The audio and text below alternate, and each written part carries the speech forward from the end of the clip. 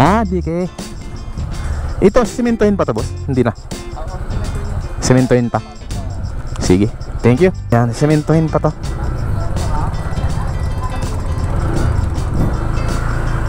Ang taas na kasi. Yan o. Nilagyan to muna ng mga harang kasi hindi pa ito pinapadaanan. Pero mataas to, itong ginawa dito. Pinantay nila. So ito, rehabilitation of road at Barangay Bambang, Bulacan, Bulacan. Yan. Contractor niya ay si Sam JS Construction. Meron tong halaga na 11 million pesos. Ang New Manila International Airport ay isa sa pinakamalaking proyekto sa kasalukuyan na ginagawa sa Pilipinas. Itinatayo ito sa malawak na baybayin ng Bulacan na matatagpuan 35 kilometers hilaga ng Maynila. Ang airport na ito ay isa sa pinakamoderno, pinakamahal at pinakamalaking airport sa Pilipinas pag ito ay natapos na. Itatayo ito sa 2,500 hectares na bahagi ng Manila Bay na may planong magkaroon ng 4 na runways at expandable ito hanggang 6 na kayang mag-accommodate ng 100 million passengers every year. Ang paligid nito ay magkaroon ng seaports, residential area at industrial zone na itatayo para sa komersyo at turismo. Ito ay magkaroon din ng expressway na layuning mapabilis ang biyahe na hindi aabot ng 30 minutes mula Maynila. Magkakaroon din ito ng access sa ginagawang MRT-7 sa Bulacan. Ang New Manila International Airport ay project ng San Miguel Corporation sa pangunguna ito ni Sir Ramon Ang na may budget na 740 billion pesos. Nakipag-ugnayan din sila sa Jacobs Engineering para sa disenyo ng airport. Sila din ang nagdisenyo sa Changi Airport sa Singapore at iba pang malalaking airport sa mundo. Kasama din sa proyekto ang Buscales Westminster na siyang naunguna sa land development ng airport bago ito tayuan ng mga buildings at mga runways. Pag natapos na ang nasabing airport ay makakapag-produce ito ng libo-libong trabaho sa mga Pilipino, dadami ang mga negosyo, investor at lalong-lalo na ang turismo sa Bulacan. Good morning guys, nandito tayo ngayon sa may parte ng Malabon. At ngayong araw ay babalikan natin ulit yung New Manila International Airport. Mag-update tayo doon. Tingnan natin naman yung ginagawang mga kalasada sa gilid ng airport, kung kumusta na ito. Like doon sa may bandang Barangay Perez, tsaka doon sa may Barangay Bambang. Check natin kung kumusta yung mga ginagawang kalsada doon. Let's go. Yan, dito ay meron tayong nakikitang tower, you know. Cell site dito. Meron siya doon, nasa gitna siya. Nagkaroon siya ng parang artificial island. Ayan. Papunta doon sa parang pinaka lighthouse niya. So siguro cell site to ng Smart o Globe, mga ganyan. Kasi dito banda ay wala kang makikitang mataas na cell site yung malalaki, yung standard na cell site. Yan, ito naman yung isang tulay dito na Tawiran Bridge. Yan, ito siya. Yan, Tawiran Bridge. Hindi na siya high tide. Tingnan natin. Yan, ito yung isa pang ilog na nilinis ng San Miguel Corporation. Yan, papunta doon. Lahat ng ilog dito na malapit dito sa ginagawa na lang airport dyan. So ito, meron dyang mga tao sila, naglalambat. Yan. Tsaka yung ilog dito o tubig ay malinaw. Yan. Yan, ito yung ginagawa nilang dito ngayon, tulay.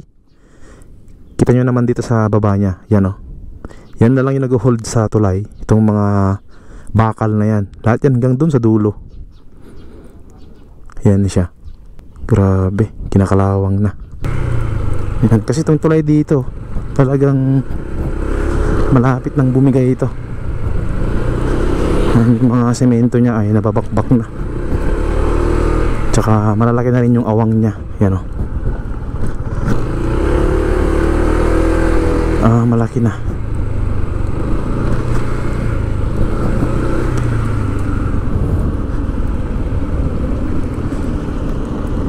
Kung ito yung ginamit ng SMC sa pagdidredge yan, oh.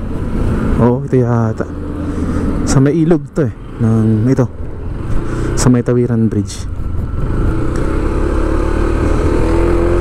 Alright, dito tayo.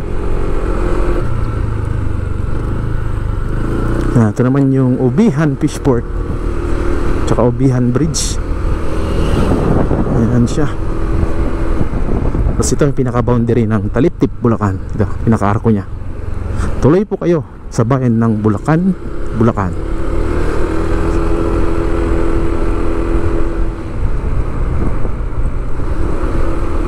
Yan, meron dito ginagawang ano eh, ito yung tinataasan na kalsada dito.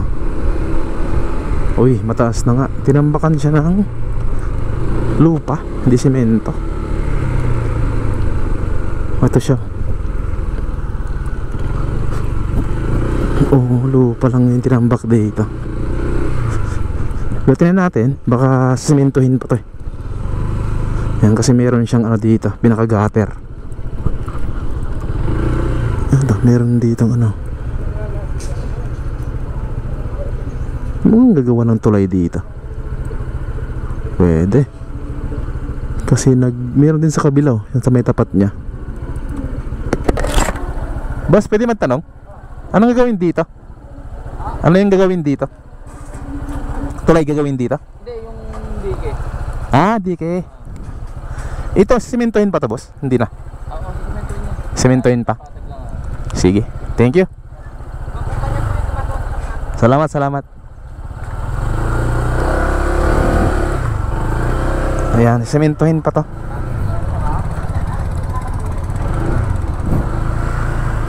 Ang taas na kasi. Yan, oh. Diba? So ayon kay kuya ay sementohin pa to. Gumagawa sila ng ano, retaining wall o dike diyan sa bandang kanan naman. Oh, marami dito.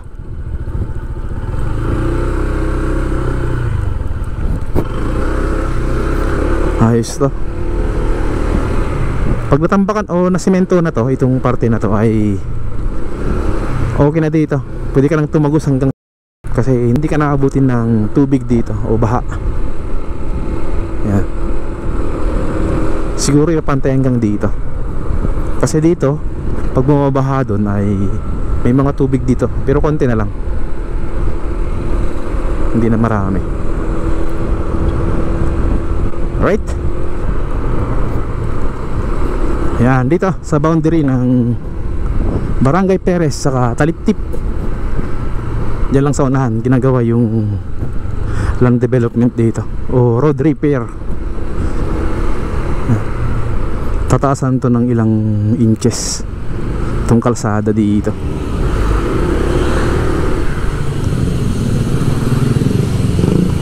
Yan. Ganyan kataas yung gagawin nila. Yan, ganito. Yan, nandyan lang yan sa may unahan. Tingnan natin.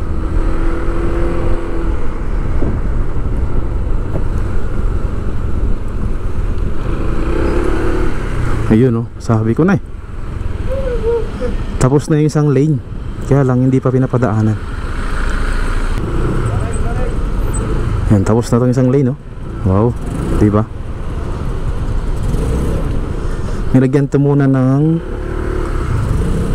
mga harang kasi hindi pa ito pinapadaanan. Pero mataas to, itong ginawa dito. Pinantay nila. Haba nito. Siguro abot to ng 100 meters mahigit. Ayan, oh. Dito. Sana lahat dito sa may malapit sa airport ay taasan nila, kasi babaha dito pag may bagyo.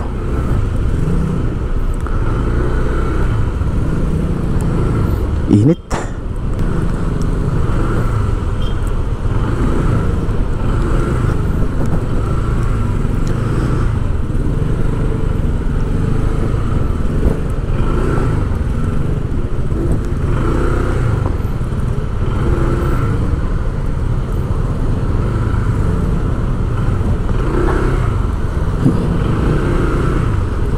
Yan, dito ay hindi pa tuyo, kaya pala hindi pa pinapadaanan to.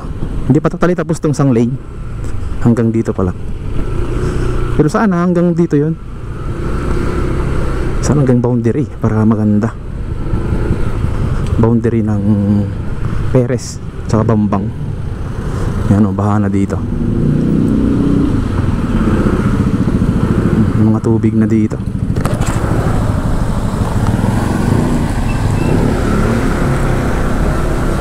Sana abot dito. Medyo mataas na dito banda sa may boundary. Ito na yung boundary ng Barangay Perez sa Bambang.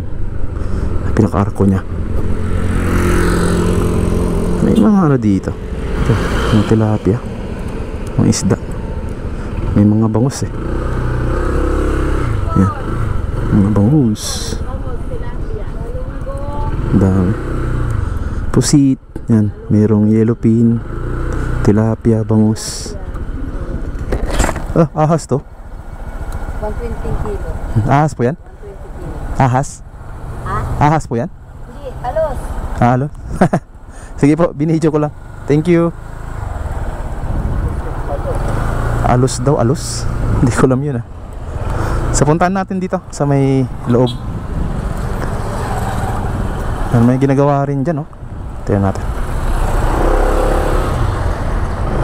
Ito yung irrigation nila. May backhoe dyan o excavator.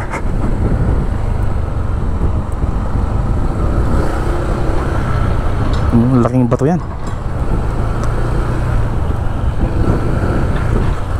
Tayo natin kung nag-improve na yung ano dito, kalsada. Ito yung boundary ng Bambang tsaka Perez. Pero yung parte ng nire-reclaim nila o ginagawang artificial island ay itong parte ng Taliptip, Bulacan. Yan, sarado to. Yan, ginagawa na rin dito. Ayan, oh. Di ba? Inaayos na to. Sarado. So ito, rehabilitation of road at Barangay Bambang, Bulacan, Bulacan. Yan, contractor niya ay si Sam JS Construction. Meron tong halaga na 11 million pesos. So ito yung ginagawa nila, rehabilitation. Kuya, ilang ano to? Ilang metro? Ilang kilometers? Hanggang dun sa dulo yan? 256 meters.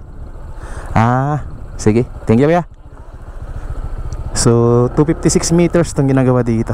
So inaayos yung kalsada dito. Bakbak na kasi dun sa may parte na yun. Thank you. Tingnan natin dun sa dulo.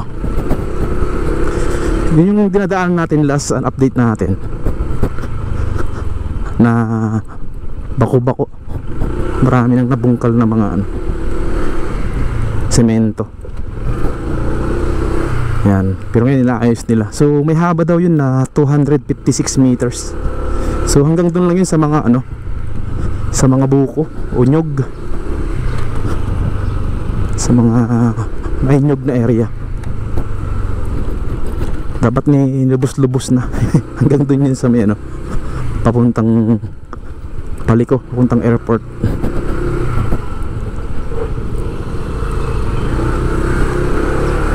Daanan ba dito?